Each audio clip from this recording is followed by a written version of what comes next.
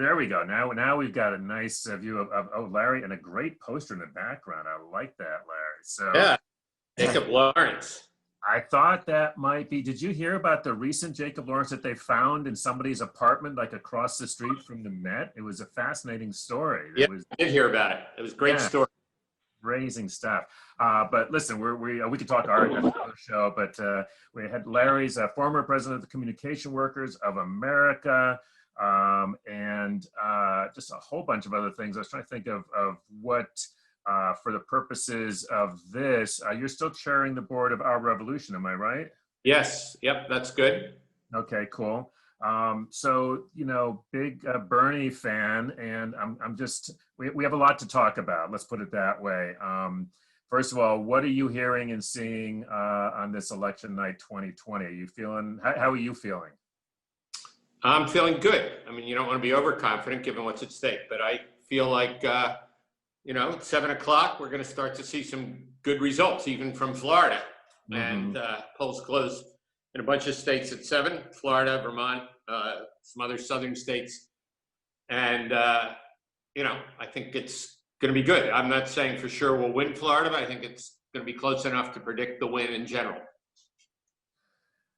So we asked this, we had Harold Meyerson on just a little while ago, and we were asking, you know, Harold, if, you know, Joe Biden wins, is this going to be, you know, the second coming for labor, and we can all just, you know, party on, and it's all going to be wonderful? Is that, it was a little, as you can imagine from Harold, it was a complicated answer, but I wanted to ask you the same question and then open it up to my colleagues here.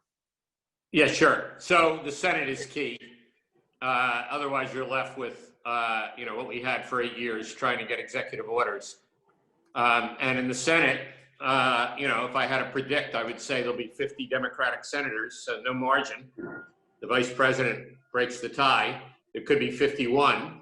And the key will be a different approach to the rules of the Senate, that the Democratic caucus can't stand by and expect to get Republican supporters to put a bill on the floor. The Senate, as most of your viewers and listeners know, only requires a majority. We still there? Yeah, we're here. Yeah, you're good. I think, yeah, we're good. Yeah. Evan, just watch the mute for some other folks. I think we had some audio from Ben, but go ahead, Larry, you're good. Yeah, the Senate requires a majority to pass a bill, but requires 60 votes to put the bill on the floor. The greatest contradiction of any parliamentary body in the world. So, and we went through this as labor before with the Employee Free Choice Act and even with the NLRB confirmations in the first Obama term.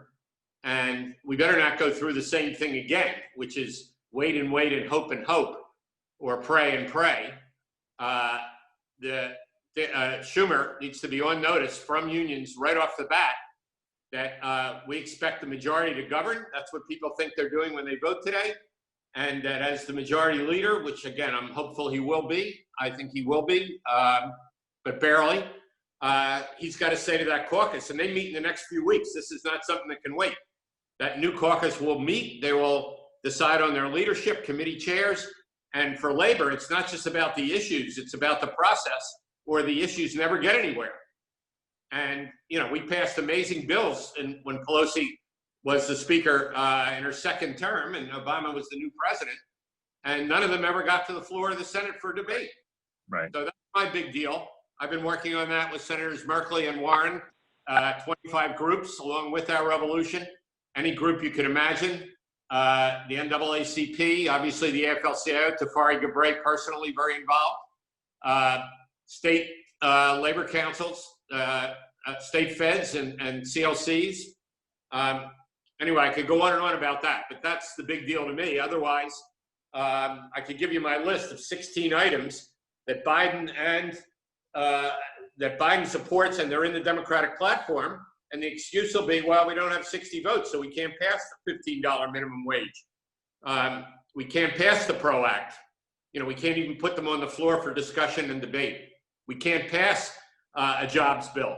We can't pass a Green New Deal or anything else, any version of that would give good paying jobs to working class people across this country whether they're black, brown, or white, and build the kind of nation we need.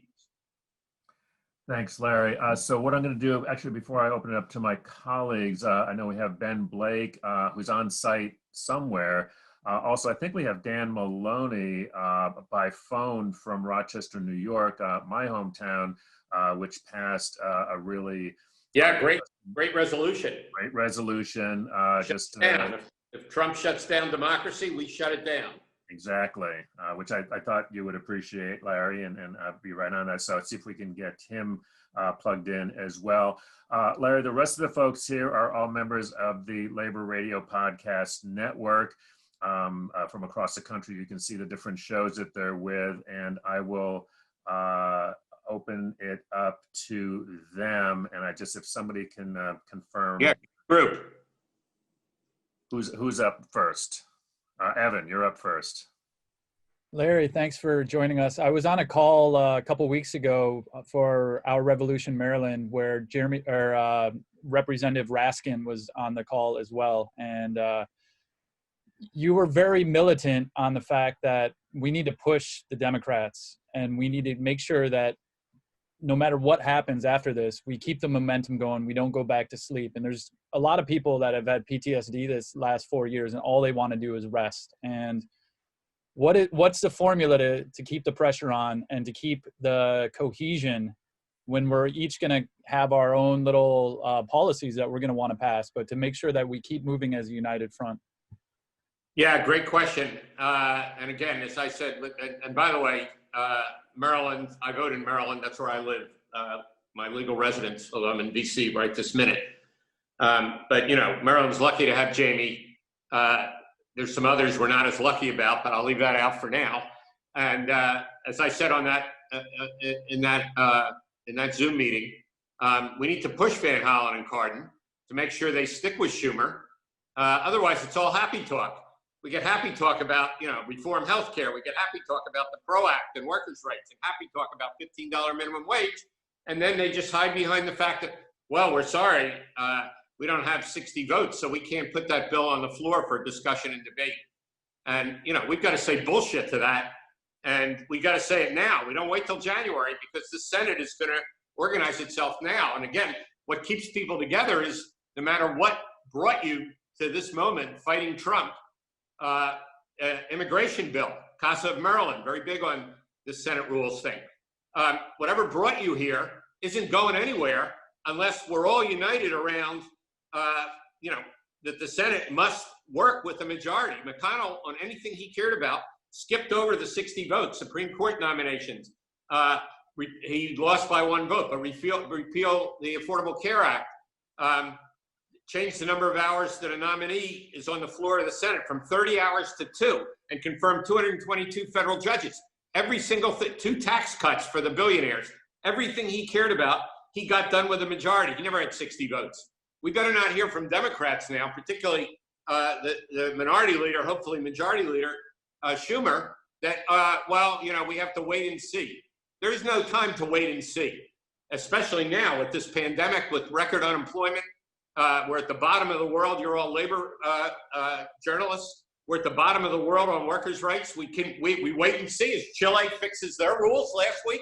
We wait and see as Bolivia has another worker government. We wait and see as Argentina has repudiated the right-wing government of Macri and now has basically a working-class government. We wait and see as all of Europe has sectoral bargaining, and they're all, I'm not saying the unions are strong in every country, but at least they have the right to bargain. How long are we going to wait and see? We're done. We need to go now. And that means for all of us on this call, particularly, that means we win tonight. We see that we're going to have 50 Democratic senators. That's enough. And then we got to go right at all the Democratic senators to say, it's time for action. As my great grandmother said, I grew up in her house. I'll watch your feet, not your mouth. Just quick follow-up, Chris. And I think mass traction demands, you have to rally around demands, and it's got to be economic in nature, is going to be able to pull together these groups, saying that everyone's life is going to improve if we can just get these demands passed. And part of it's going to be allowing for free organization of labor, but the other part's going to be $20 minimum wage, 32-hour work week, like these right now that some people think pie in the sky. but that we can, and housing for all, to get in a second economic bill of rights. Specific demands is what I think can bring us together, and it's got to be economic as well. Absolutely. Perfect. I'll open it to other questions, but I have sort of a communication question for you, Larry. As I mentioned, you know, these are all members of the Labor Radio Podcast Network. We've actually got, I think, Harold, correct me if I'm wrong, but I think we have 73 members of the network now. Everything, Larry, from, you know, some of these are podcasts, official podcasts of international unions. Some of them are very unofficial podcasts. There's a couple of 20-something socialist women who are doing something called, you would actually like this podcast. It's called Crimes of Capital. Okay. Great show. Very, very definitely unofficial.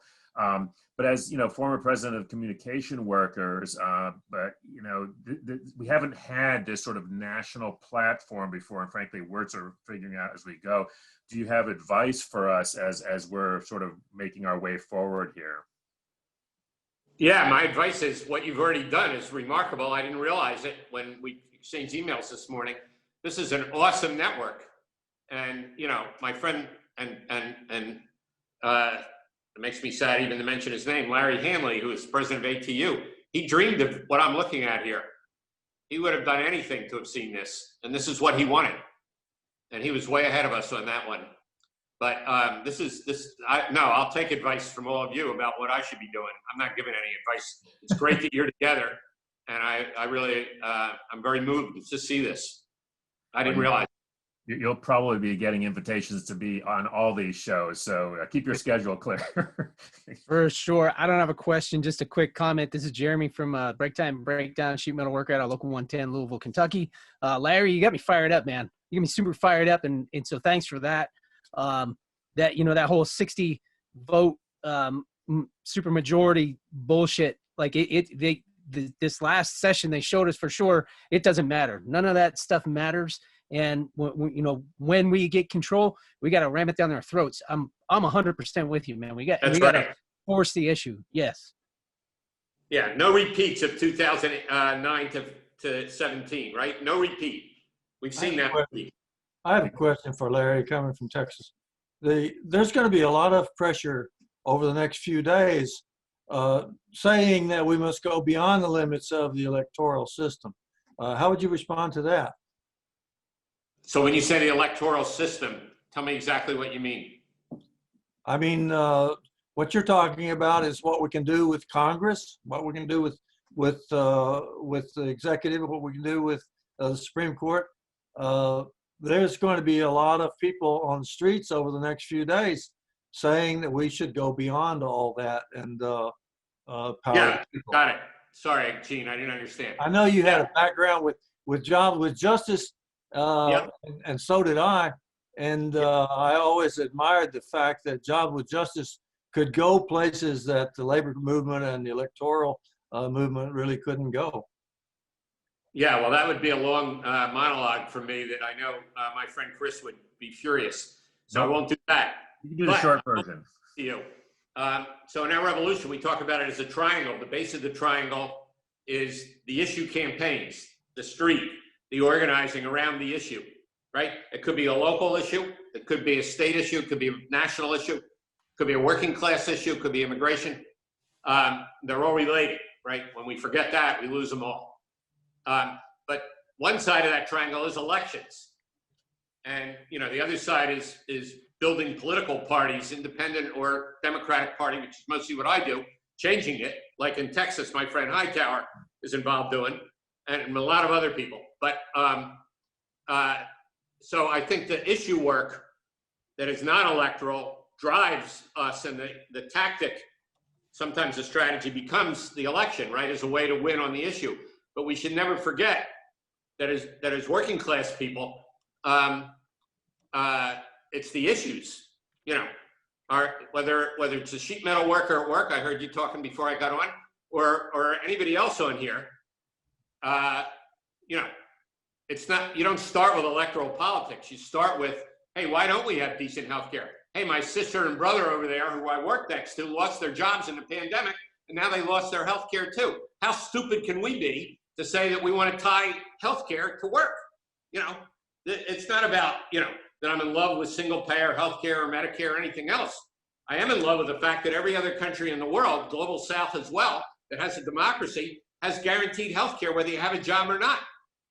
And what happens in a pandemic when you have 20 or 30 or 40 million people that don't have health care and they get the disease and they can't get treated, then I'm gonna get the disease too. This is insane. Worst death rate in the world. So to go back to your point, Gene, and I should calm down. I'm in an apartment building, and I'm sure everybody on 3 floors can hear me. They'll be knocking on the door here soon. But anyway, I think it's the issue campaigns. So the movement for Black Lives, an example, that was not electoral, but then it has an electoral piece to it, particularly at the city level. You know, we got all these people that we endorsed and others in our revolution and other groups, you know, running for district attorney.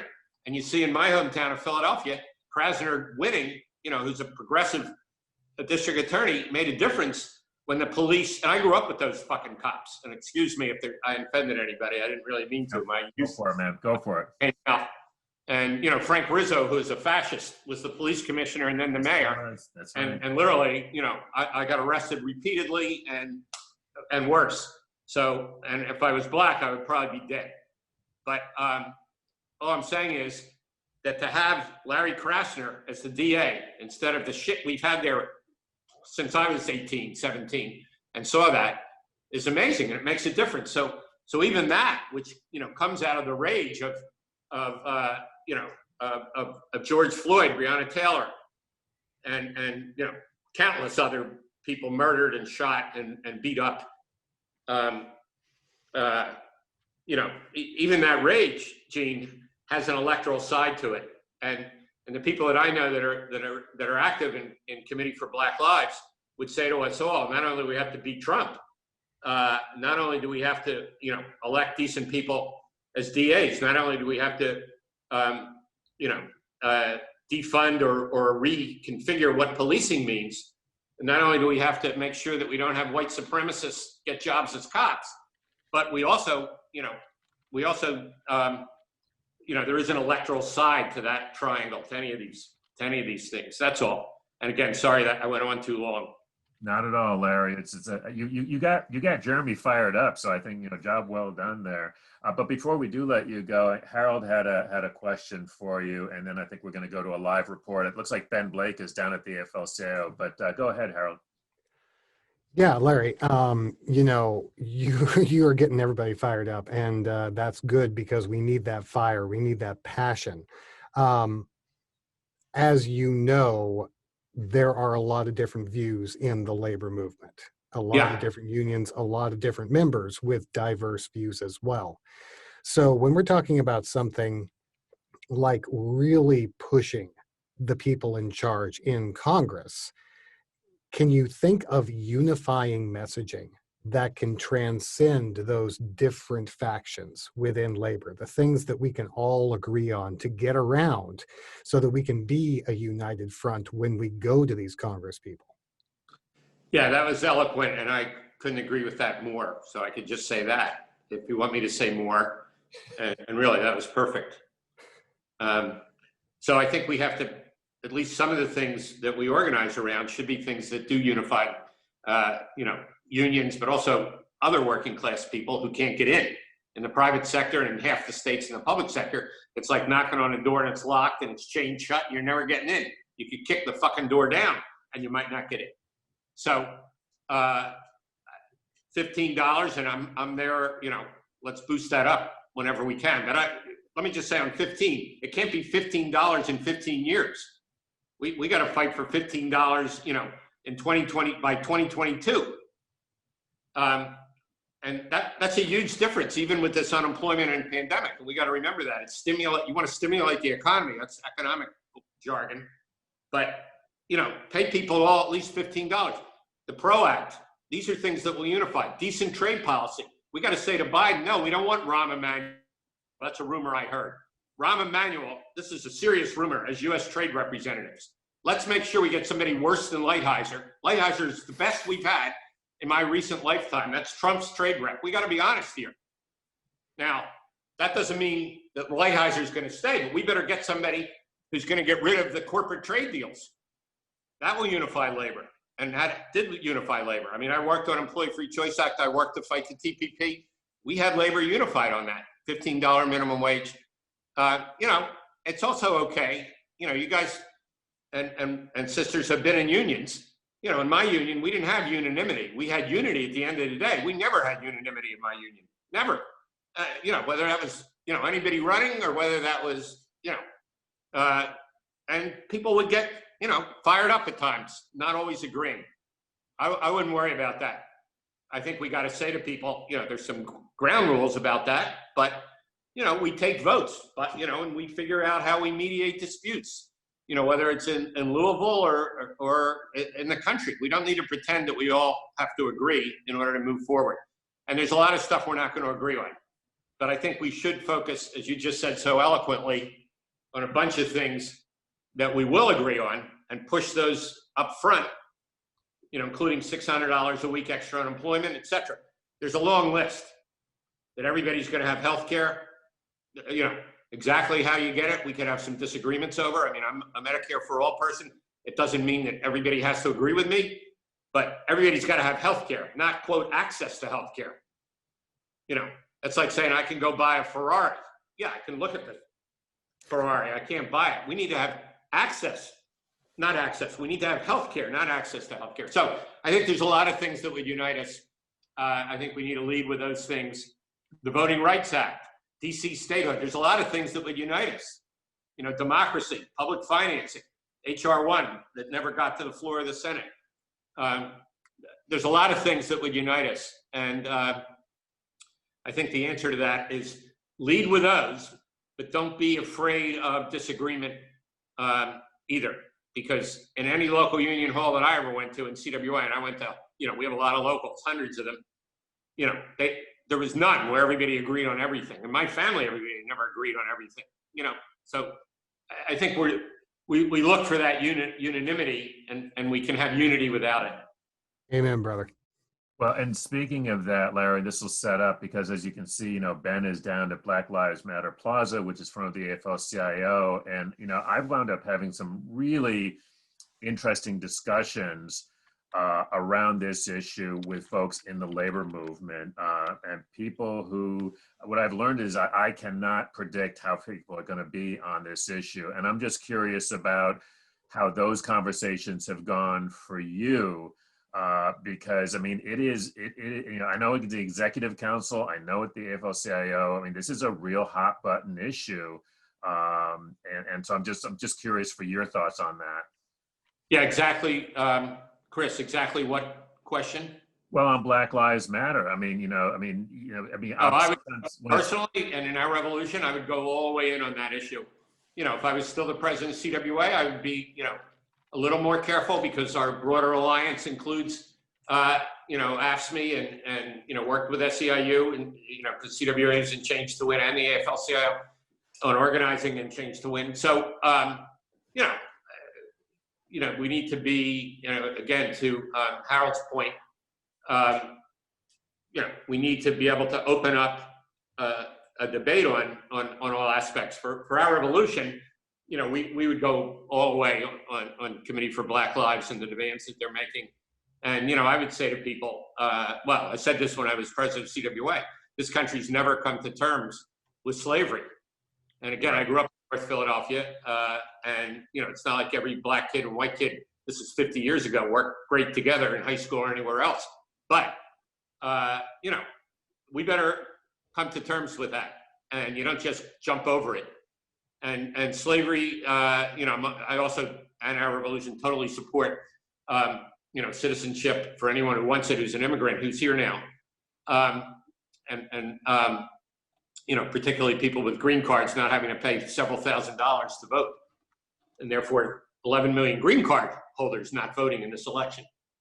But I do think that in terms of issues that are complicated, CWA, you know, even background checks on guns could have been complicated. It doesn't mean that we don't end up by a majority and people understand it. Hey, we're supporting background checks on guns. I'm not saying everybody should take on the issues that are going to be, you know, you'll be up all night arguing about them. But I do think that on a critical issue like slavery and the fact that Reconstruction in this country lasted a few years and was gone and then got sold out, literally sold out in the presidential election. I forget exactly which year. I'm sure everybody else here knows that, but I forgot.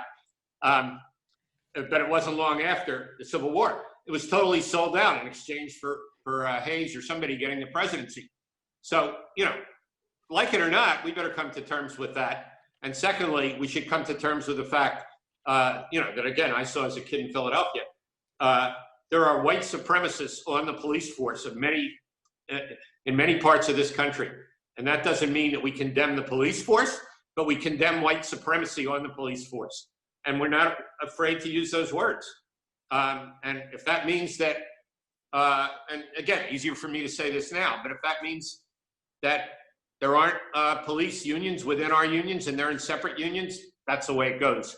Much more important, my opinion, again, to sort out how we build black-white unity. We will get nowhere in this country without that.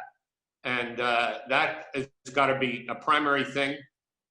You know, black, white, and brown, that we are united as working class people and that we will talk through whatever differences we have, but we will unite and fight or else we don't win.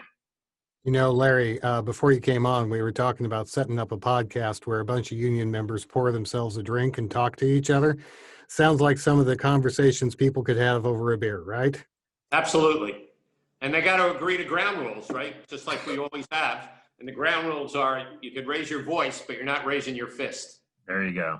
There you go. Larry, it is always a pleasure to talk to you. Thanks so much for spending some time with us. And frankly, let's see how things go tonight. We may have to have you back tomorrow to do some Wednesday morning quarterbacking, but thank you for I'm doing the BBC at 1 a.m. live, so I'm not Oh my God. in the morning. I'll see you, brother. See you all. you. Well, Take be care. strong. Be safe. Thanks so much, Larry. Thank you so much. Larry Cohen. He's a former president of the Communication Workers of America, my union, by the way, and chairs support of Our Revolution.